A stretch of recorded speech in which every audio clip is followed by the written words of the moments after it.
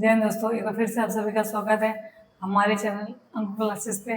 जैसा कि हिंदी क्लास में हमारी संज्ञा की क्लास चली थी, जिसमें संज्ञा के भेद के बारे में बात चल रही थी। तो संज्ञा के कितने भेद बताए थे? हिंदी में संज्ञा के 3 भेद बताए थे।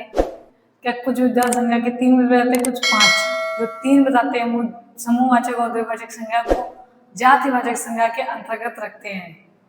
तो हमारा जो व्यक्तिवाचक संज्ञा हो गया था और जातिवाचक संज्ञा हो गया था। आज हम बात करते हैं किसकी? समूहवाचक संज्ञा की। तो क्या हमारा टॉपिक क्या है? संज्ञा। संज्ञा के अंतर्गत क्या पढ़ना है हमको?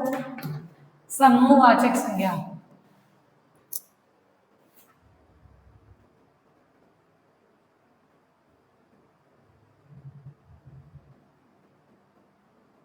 समूहवाचक संज्ञा। तो समूहवाचक संज्ञा किसे कहते हैं? तो जिस शब्द से किसी व्यक्ति या वस्तु के किसी समूह का जो बोध कराते हैं उसे क्या कहते हैं? समूहवाचक संज्ञा कहते हैं। तो जिस शब्द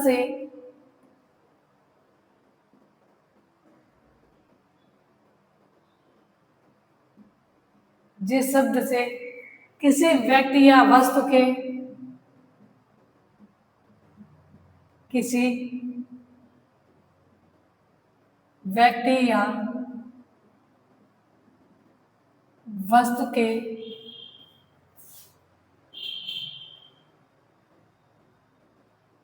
जिस शब्द से किसी व्यक्ति या वस्तु के समूह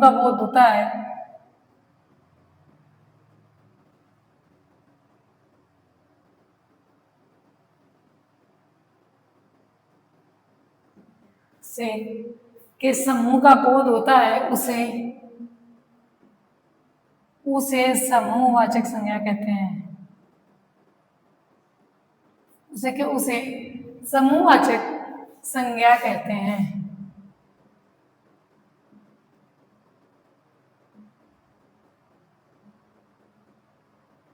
तो जिस शब्द से किसी व्यक्ति या वस्तु के समूह का बोध होता है उसे क्या कहते हैं? उसे समूहवाचक संज्ञा कहते हैं। अगला पॉइंट क्या आता है कि एक वचन होते हैं बहुवचन जैसे लगते हैं। क्या एक वचन होते हैं बहुवचन जैसे लगते हैं? बहुवचन जैसे लगते हैं। बहुवचन जैसे लगते हैं। तो क्या एक वचन होते हैं लेकिन कैसे लगते हैं? बहुवचन जैसे लगते हैं। तो जिस शब्द से किसी व्यक्ति या वस्तु के समूह का बोध होता है उसे कहते हैं, उसे समूहवाचक संज्ञा कहते हैं। अगला पॉइंट, एक वचन होते हैं लेकिन कैसे? बहुवचन जैसे लगते हैं। जैसे एग्जाम्पल में क्या हो गया हमारा? सभा, भीड़। सभा हो गई, भीड़ होगी। अगला कुंज। क्या? कुंज, झुंड आदि। तो एक वचन होते हैं लेकिन बहुवचन जैसे लगते हैं। क्या होता है? समूहवाचक संज्ञा। सभा हो गई, सभा क्या? सभा होती लगेगा एक वचन, लेकिन क्या बहुवचन तो बहुत सारे, सभा में तो बहुत सारे लोग थे। भीड़, कुंज, झुंड। कोई एक व्यक्ति से तो झुंड नहीं बनता है, कई व्यक्ति होते हैं तब झुंड बनता है ना। तो सारे कैसे होते हैं? एक वचन होते हैं लेकिन बहुवचन जैसे लगते हैं। अगला पॉइंट क्या आता है कि समूहवाचक संज्ञा की पहचान क्या है? इसकी पहचान क्या है? दृश्य होता है, मतलब दिखाई देता है, प्लस एक वचन,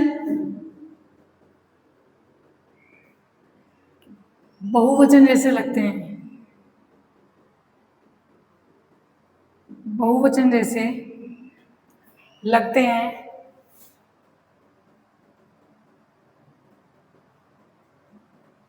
एक वचन बहुवचन जैसे लगते हैं। जैसे एग्जाम्पल में क्या हो गया हमारा?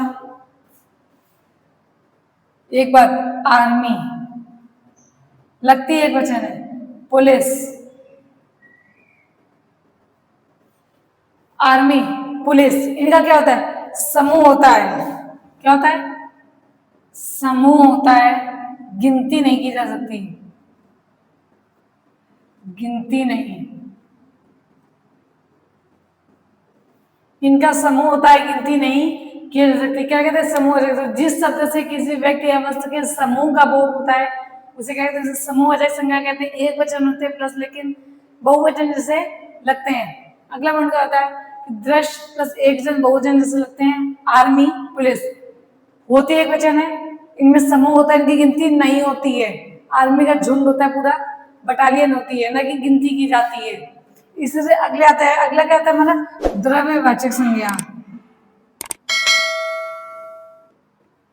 द्रव्यवाचक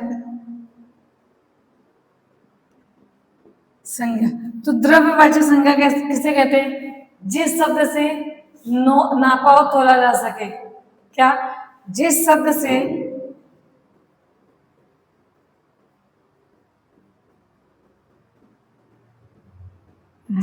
से नाप तोल जिस शब्द से नाप तोल वाली जिस शब्द से नाप तोल वाली वस्तु का बोध होता है, नाप तोल वाली वस्तु का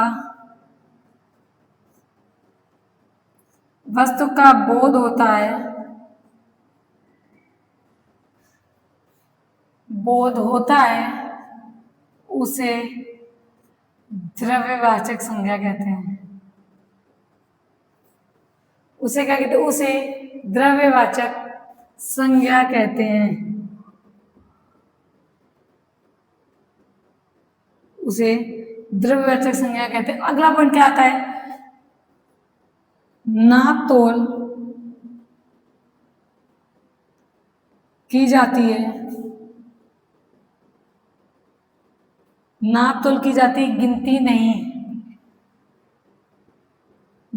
नहीं की जाती है।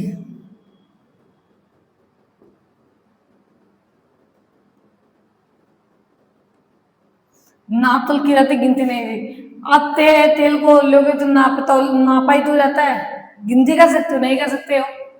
चीनी वगैरह लेने जाओ तो क्या गिन के लोगे? तोल के दी जाती है, ना कि गिन के। तो द्रव्यवाचक संज्ञा में क्या? जिस शब्द से नाप तोल वाली वस्तु का बोध होता है उसे क्या कहते हैं? द्रव्यवाचक संज्ञा कहते हैं। अगला पॉइंट आता है, टुकड़े किए जाने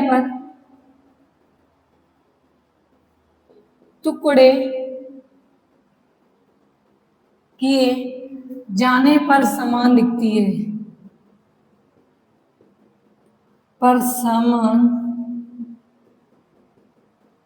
दिखती है। टुकड़े किए जाने पर समान दिखती है। जैसे एग्जांपल में कोयला, दूध, घी और हो गया सोना आदि। पहचान इसकी क्या होती है? पहचान के मतलब दृश्य दिखाई देती है, प्लस एक वचन बहुवचन जैसे लगते हैं।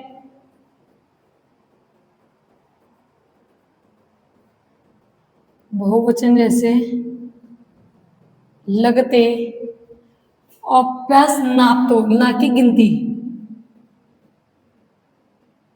नाप तोल। तो ये हो गई हमारी द्रव्यवाचक संज्ञा। इतना नोट डाउन कर लीजिए, फिर बात करेंगे इसकी भाववाचक संज्ञा की।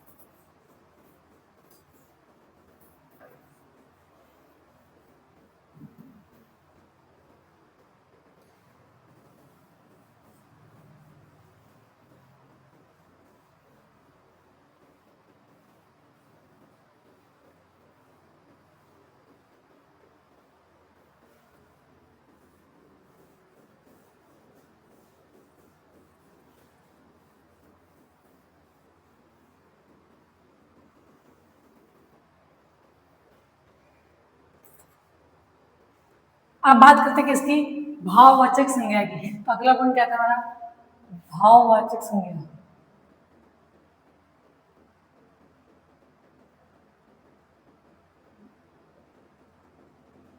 भाववाचक संज्ञा, तो भाववाचक संज्ञा किसे कहते हैं, तो भाववाचक संज्ञा की डिफिनेशन कहते हैं कि जिस शब्द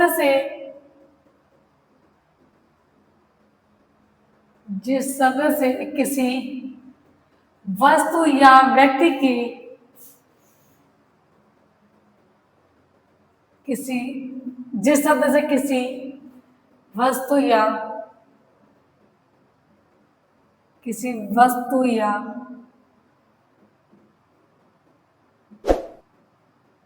किसी वस्तु या व्यक्ति के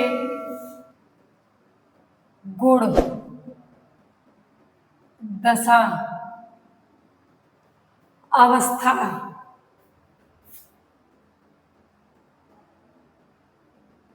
धर्म, स्वभाव, तो जिस शब्द से किसी वस्तु या व्यक्ति के गुण, दशा, अवस्था, धर्म, स्वभाव आदि का बोध होता है, क्या आदि का बोध होता है, आदि का बोध होता है, उसे भाववाचक संज्ञा कहते हैं।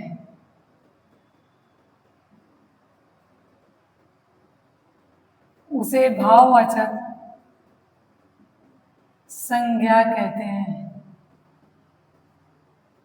कि जिस शब्द से किसी वस्तु या व्यक्ति के गुण, दशा, धर्म, अवस्था, स्वभाव आदि का बोध होता है, उसे क्या कहते हैं, उसे भाववाचक संज्ञा कहते हैं। अगला पॉइंट क्या आता है कि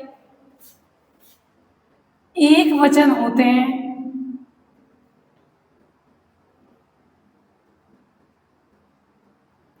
क्या एक वचन, या फिर लिखे भाववाचक संज्ञा का प्रयोग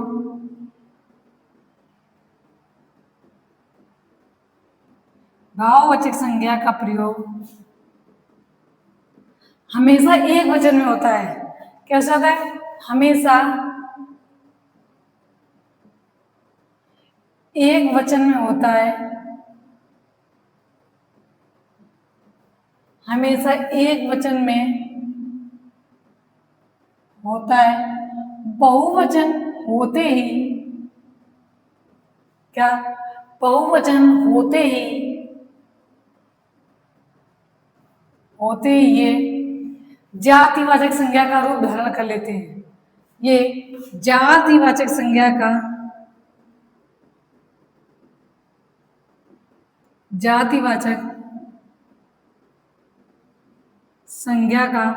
रूप धारण कर लेते हैं,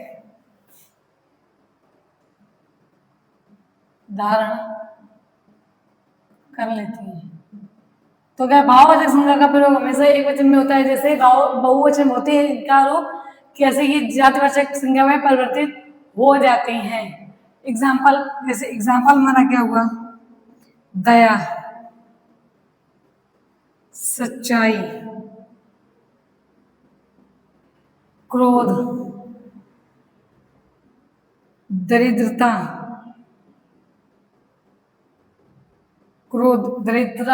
चढ़ाई आदि।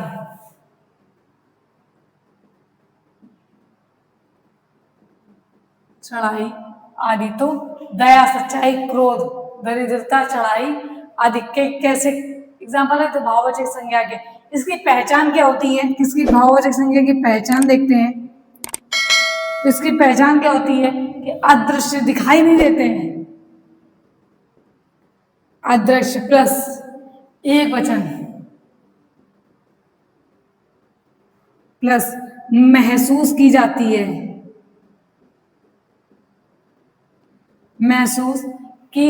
छू नहीं सकते, महसूस की जाती है, छू नहीं सकते।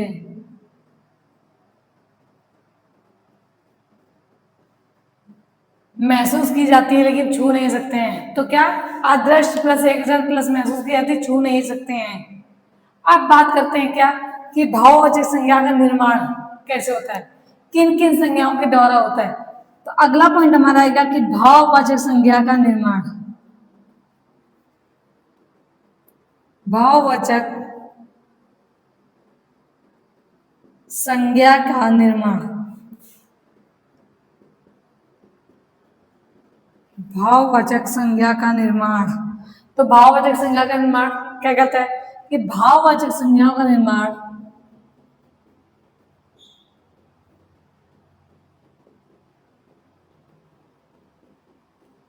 भाववाचक संज्ञाओं का निर्माण प्रायः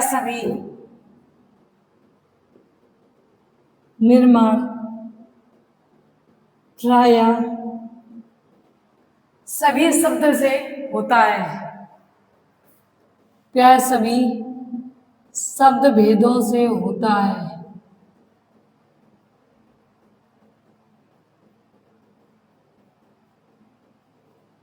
तो क्या भाववाचक संज्ञाओं का निर्माण किससे, प्रायः सभी शब्द भेदों से होता है।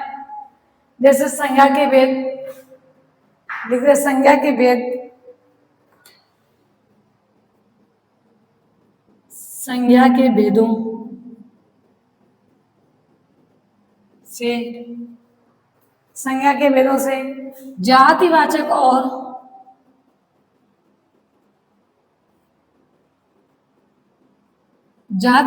व्यक्तिवाचक से भाववाचक संज्ञा बनाई जाती है।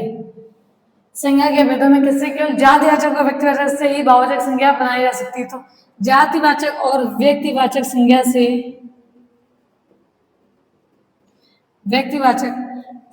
से भाववाचक संज्ञा बनाई जाती है। भाववाचक संज्ञा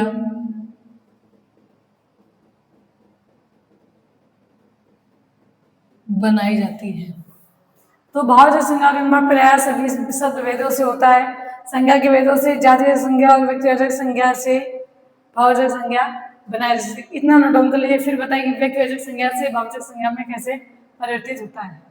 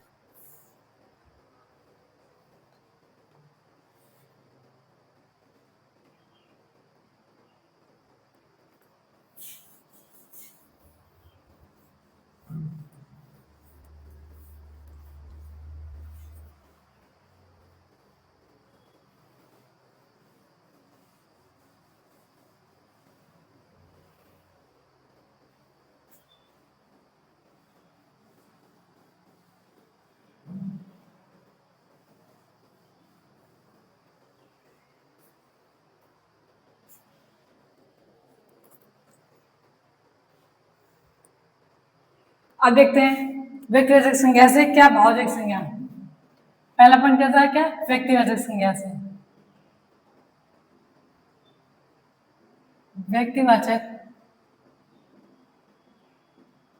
संज्ञा से, तो व्यक्तिवाचक संज्ञा से कैसे, जैसे शिव से क्या मतलब, शिवत्व।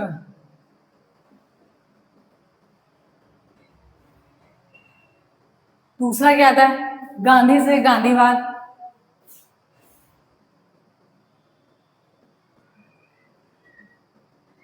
ये व्यक्तिवाचक संज्ञा है शिव गांधी। इनसे भाववाचक संज्ञा कैसे बना, तो शिव से शिवत्व, गांधी से गांधीवाद।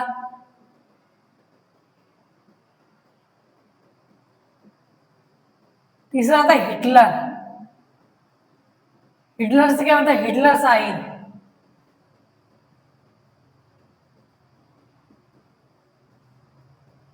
हिटलर से हिटलर शाही, तो शिव से शिवत्व, गांधी से गांधीवाद, हिटलर से हो गया हमारा हिटलर शाही हो गया, और एक हमारा होता है राम से रामत्व। ये किससे हो गए? ये हमारे हो गए व्यक्तिवाचक संज्ञा से भाववाचक संज्ञा। स्त्री से स्त्रीत्व, गांधी से गांधीवाद, हिटलर से हिटलरशाही और राम से रामत्व। अब बात करते हैं किससे? जातिवाचक संज्ञा से।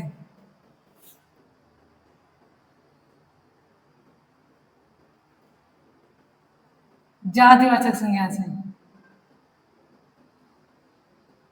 तो जातिवाचक संज्ञा से कैसे बनती है? जैसे हो गया हमारा लड़का से लड़कपन,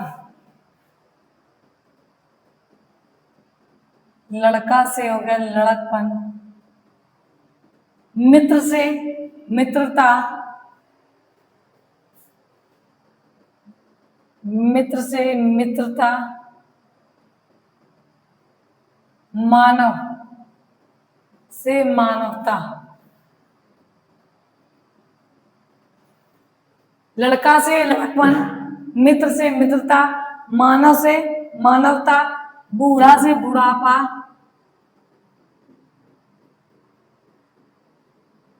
बूढ़ा से क्या बनता है? बुढ़ापा बनता है। अब बात करते हैं किससे? सर्वनाम से। उसमें बोला गया था क्या कि भाववाचक संज्ञा के निर्माण शब्द के भेदों से, शब्द के सभी भेदों से और संज्ञा के भेद से किससे? कल जातिवाचक और व्यक्तिवाचक संज्ञा से ही भाववाचक संज्ञा बनती है। तो शब्द के भेद में क्या क्या? सर्वनाम, क्रिया विशेषण, अव्यय, प्रत्यय वगैरह सब आएंगे। तो आप बात करते किसके? सर्वनाम से। बात करें सर्वनाम से तो सर्वनाम से हो गया अपना, अपनापन। अगला क्या होगा? मम से ममता,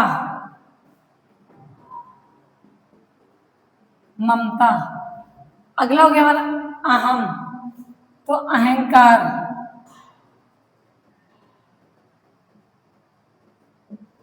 ये किससे होगी? हमारा हो गया सर्वनाम से भाववाचक संज्ञा में परिवर्तन किस तरह होता है। अब बात करते हैं अगली जो आती है वो हमारी थी क्रिया। बात करें क्रिया से तो क्रिया से सजना, क्या क्रिया है? सजना से हो गया सजावट। फिर बहाना, बहाना से बहाव,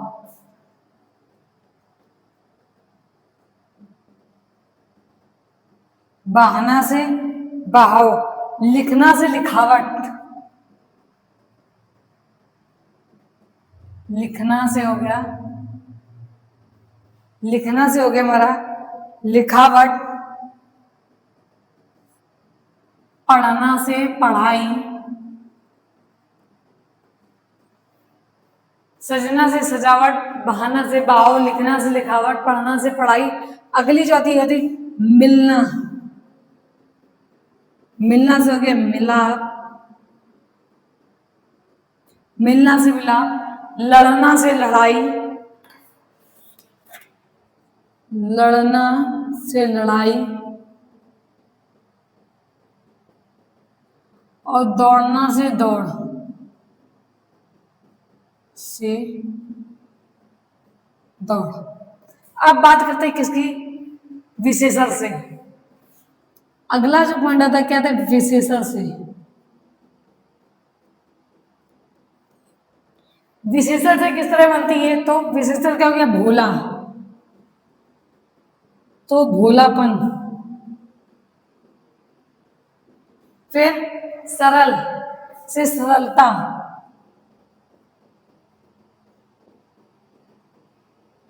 सरलता। नम, नम्र से नम्रता, नम्र से नम्रता। इसी तरह विनम्र से विनम्रता, विनम्र से विनम्रता।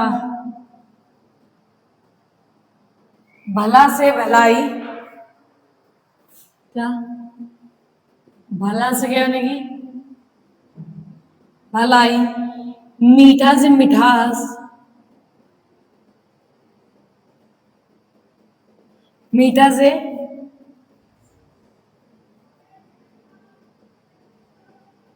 मिठास। इतना नोट डाउन करिए। फिर बात करें किससे? अव्यय और प्रत्यय से किस तरह भाववाचक संज्ञा बनती है।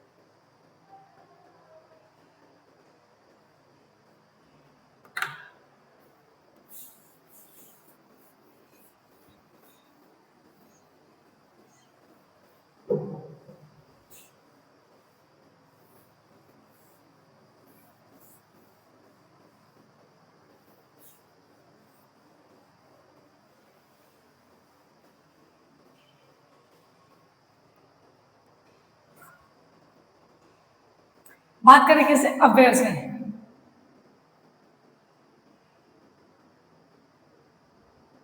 अव्यय से, तो अव्यय से जैसे हो गया हमारा सम। क्या हो गया?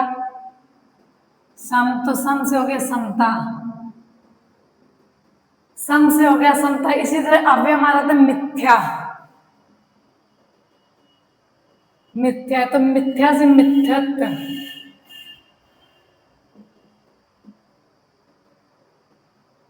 दूर हो गया, दूर से बन गया हमारा दूरी।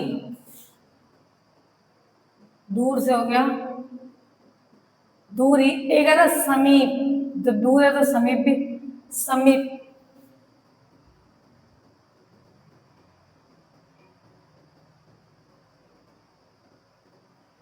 समीप से क्या बनेगा हमारा? समीप से समीपप्य। समीप।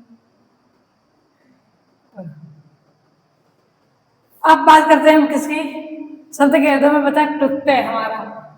प्रत्यय, तो प्रत्यय की बात करें, अव्यय की बात करते हैं प्रत्यय की। तो प्रत्यय से कौन कौन प्रत्यय से बनता है? जैसे हो गया हमारा ई। क्या होगा? ई हो गया, तो हो गया पन, और ता, हट वट। ता, हट वट, पा, व, क, स, ई। क्या? ई, त्वा, पन, ता, हट वट, पा, व, क, स और ता हमारा अंत। ये आदि, ये प्रत्यय जिनमें लगे हों, ये प्रत्यय बन के किससे? प्रत्यय से हमारा भाववाचक संज्ञा में परिवर्तित होते हैं। कैसे? जैसे एग्जाम्पल देखते मजा होगा। एग्जाम्पल होगा लड़ाई, ममत्व। ये कैसे हमारी? मनुष्यता। अगला हो गया हमारा लड़कपन।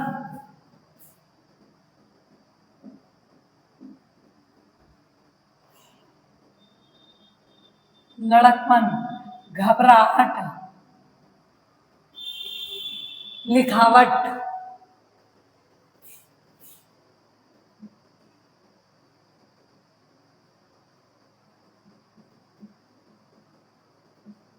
बुढ़ापा। लड़ाई, ममत्व, मनुष्यता, लड़कपन, घबराहट, लिखावट, बुढ़ापा और हमारे कौन से आते हैं? ठंडक, बहाव। ठंडक हो गया हमारा, बहाव हो गया, और हमारा कौन सा आता है? मिठास। और आगे हमारा एक लास्ट में गणंत। इन सभी से किससे व्यक्ति जब जाते हैं? सर्वनाम, क्रिया विशेषण, अव्यय और प्रत्यय, इनसे हम भाववाचक संज्ञा का निर्माण कर सकते हैं। संज्ञा हमारी कंप्लीट हो चुकी है, संज्ञा के भेद हो गए। अब बात करते हैं, उदाहरण लिखते हैं जिससे पूरी संज्ञा। उदाहरण हमारा क्या है कि बड़े बड़ाई ना करें, बड़े ना बोले बोल। कि बड़े बड़ाई ना करें, बड़े ना बोले बोल। बड़े ना बोले बोल। बड़े बड़ाई ना करें, बड़े ना बोले बोल। रहीमन हीरा कब कहे? रहीमन हीरा कब कहे? लाख टके हैं मोल। क्या? लाख टके हैं मोल। लाख टके हैं मोल। तो उदाहरण का क्या है कि बड़े बड़ाई ना करें, बड़े ना बोले बोल। रहीमन हीरा कब कहे? लाख टके हैं मोल। यहाँ बड़े का प्रयोग किसके लिए किया गया? तो यहाँ बड़े का प्रयोग जो संज्ञा के लिए किया गया है। बड़े का प्रयोग यहाँ संज्ञा के लिए किया गया है। तो इस उदाहरण का यह मतलब है कि जब पूरी संज्ञा पढ़ ली, अगर कहीं बड़े इस तरह एग्जाम्पल मिले डबल बार है, तो जब बड़े बड़े हैं तो यहाँ कोई क्रिया विशेषण नहीं लगा है, संज्ञा का प्रयोग बड़े के लिए किया गया। इसका अर्थ क्या होता है कि बड़े बड़ाई ना करें, बड़े ना बोले बोल, रहीमन हीरा कब कहे, जब लाख टके अमोल। इसका अर्थ होता है कि जिनमें बड़ापन होता है, जिनमें बड़ापन होता है, अपनी वो अपनी बड़ाई, वे अपनी बड़ाई, वे अपनी बड़ाई कभी नहीं करते, कभी नहीं करते हैं। जैसे हीरा कितना भी अमूल्य हो, रहीमन हीरा कब कहे जब लाख टके अमोल। हीरा कितना भी अमूल्य हो, हीरा कितना भी अमूल्य क्यों ना हो, लेकिन वो अपने मुंह से कभी अपनी बड़ाई नहीं करता। इसका यही अर्थ है। तो थैंक यू दोस्तों, आज लेना है संख्या का हमारा पूरा टॉपिक खत्म होता है। नेक्स्ट जो क्लास होगी वो होगी हमारी सर्वनाम की। तो आज के लिए इतना ही।